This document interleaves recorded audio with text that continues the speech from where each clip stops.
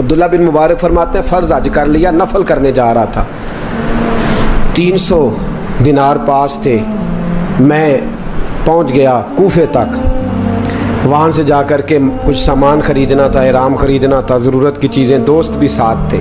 کہتے ہیں یار میرے جلدی تھک گئے, خریداری کر کے وہ چلے گئے, میں شام تک رکا, بڑا تھک گیا تو سوچا اتنی لمبی چوڑی خریداری کی ہے تو جھیل تھی پاس, میں نے کہا وہاں جا کے ذرا ٹھنڈی ہوا لیتا ہوں. کہتے میں اس طرف گیا, رات کا اندھیرا تھا, مری ہوئی بھینس پڑی تھی, یہ کچھ 700-800 سال پہلے کی بات عرض کر رہے ہیں. کہتے ہیں مری ہوئی بھینس پڑی تھی, ایک عورت کالے برقعے میں نقاب پوش آئی اور اس بی بی نے مری ہوئی بھینس کا خنجر سے گوشت کاٹا, تھیلے میں ڈالا اور دوڑی.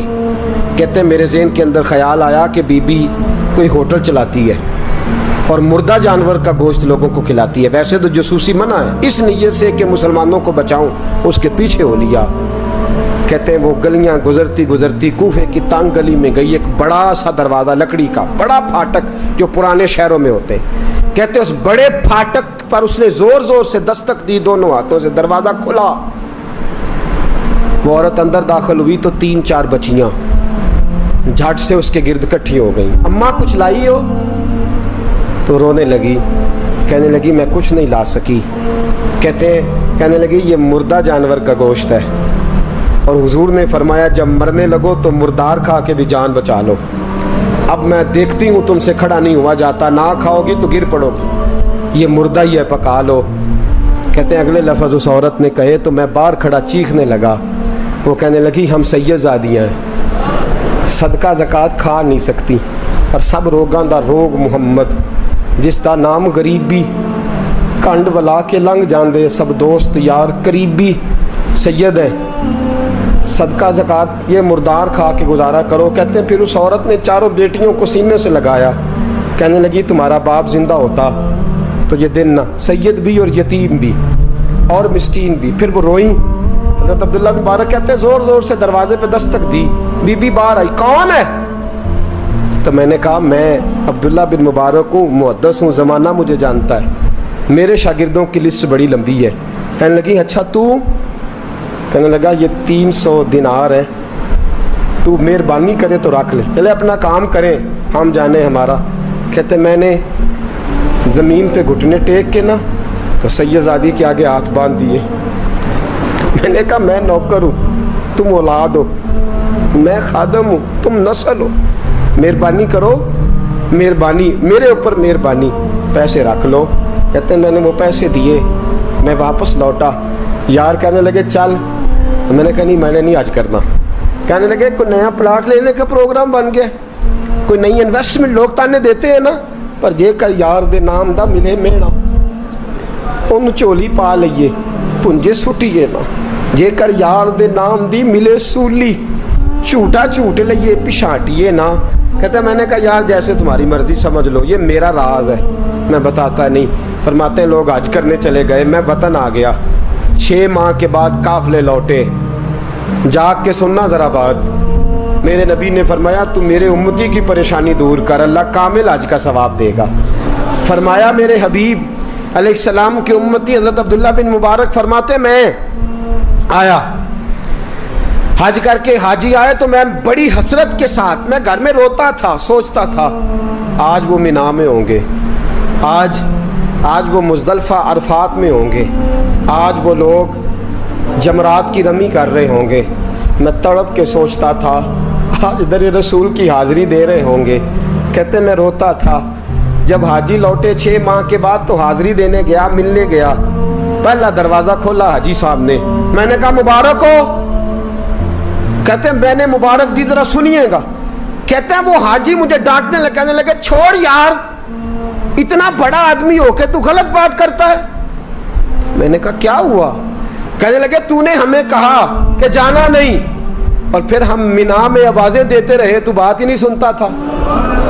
ہم آوازیں دیتے رہے, ان اللہ علی کل شیء قدیر, آوازیں دیتے تھے, سنتا نہیں تھا. کہتے میں حیران ہوں, میں یار میں تو کیا نہیں. کہنے لگے ہم 11 حاجی جھوٹ بولتے ہیں تو اکیلا سچ بولتا ہے. सब ने देखा है। कहते मैं पलट आया, चौथे दिन फिर एक हाजी को मिलने गया, मुबारक दी।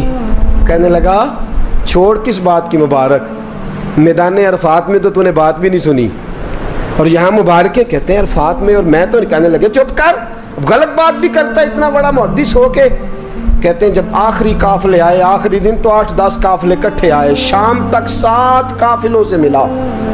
हर एक मुझे कहने लगा बंदे के पास घोड़ा नया आ जाए, सवारी बड़ी आ जाए तो यारों से तो मिलना चाहिए ना, तू आवाज़ ही नहीं सुनता था। फरमाते हैं मैं थक गया कि इलाही माजरा क्या है, मैं तो यहाँ इस शहर की गलियों में फिरता रहा और ये सारे हाजी क्या क्या रहे हैं। फरमाते हैं रात को हज़रत रबी बिन असलम, वो बहुत बड़े बुजुर्ग मुहद्दिस थे, वो भी हज करने गए, दरवाजे पे दस्तक दी, बाहर आए तो झगड़ने लगे। कहने लगे तूने मुझे किस मुश्किल में डाल दिया है। मैंने कहा हुजूर क्या हुआ, किस मुश्किल में। मैं तो मिल कहने लगे छोड़ यार, आलिम था तो मैं तेरी इज्जत करता था, तूने ये क्या किया। मैंने कहा क्या हुआ। कहने लगे याद नहीं जब तू रोज़ा रसूल के सामने मिला था, जब नबी पाक के मुवाजे के सामने तो पैसों वाली थैली मुझे पकड़ा गया, पकड़ अपने पैसे। मैं तो संभालते संभालते थक गया हूँ। कहते हैं यूँ सीने से पैसे लगाए, घर आया, इशा पड़ी तो सो गया। मैंने कहा या अल्लाह उकदा खोल दे। रात गहरी हुई, मेरे घर की दीवारें चमकने लगीं, नूर फैलने लगा, खुशबू ही खुशबू पूरे शहर को मुअत्तर करने लगी। कहते हैं मैंने आंख झपकी तो सामने अल्लाह के रसूल तशरीफ फरमा, सामने महबूब तशरीफ फरमा है। ख्वाब मेरी विच आया माही, मैं उहदे गल विच पा लईयां बावां, फिर डर दी मारी अख भी न खोलां किते फिर विछड़ ना जावां।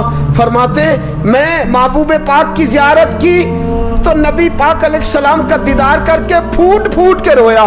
अब मेरा दिल था हुजूर बोले कोई बात करें, महबूब बोले लब खोले। फरमाया क्या। हुजूर ने फरमाया मैं तुझे कितने और गवाह भेजूं कि तेरा हज हो गया है। मैं कितने गवाह भेजूं कि हज तेरा बेपरवाही वेख सज्जन दी, जिथे किसे दी पेश ना जावे उन्हें ताजा वाले दर दर रोले, मंगते हैं तख्त बिठावे, आजम किसे नु कारा मिल दई, किसे नु कारा, किसे नु कारा मिल दई, कोई काबे हो खाली आवे। फरमाया कितने गवाह भेजूं कि हज हो गया। मेरे हबीब ने फरमाया उठ के थैली खोल के गेल ले, तूने 300 दिनार दिए थे, मैंने 600 करके वापस किए। फरमाया किन। हजरत अब्दुल्ला बिन मुबारक ने 60 हज फरमाए, उसके बाद कितने हज किए, एक फर्ज किया हुआ था 61 हो गए। फरमाते मैं बार बार गया और जब बुलाया सरकार ने खुद ही इंतजाम हो गए। फरमाते हैं बार बार मेरे हबीब ने फरमाया तू आ चाहे ना आ, रब ने तेरे नाम का फरिश्ता बना दिया है जो कयामत तक तेरी तरफ से हज करता रहेगा।